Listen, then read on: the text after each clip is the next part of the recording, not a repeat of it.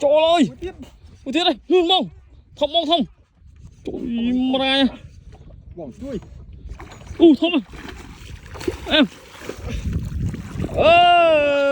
Em. Chờ.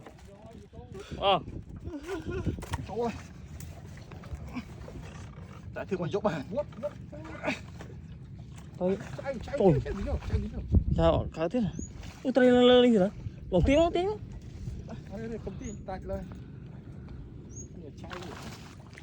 Trời mà smart vô thầy lừa cuốc smart.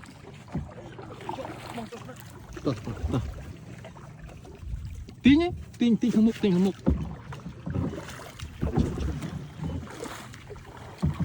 Trời ơi. Con ở từng nâng đấy. Tí nhé nổi tiền không? Nè. Smart. Vô thầy lừa cuốc mà xong thọt thầy lừa cuốc nó buồn. Thôi. Ngon quá, người thầy. Cảm ơn vô.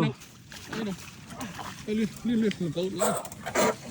Cũng tốt vạ đồng. Bông. Ăn đây bạn. Lớn à. Lì. Chỗ là. Em. Mà cả lỗ chiên đi. Chết. Đánh khang đi như từ lẹ. Đó.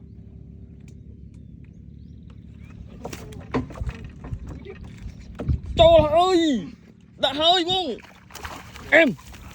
Em mong em. Đâu lên.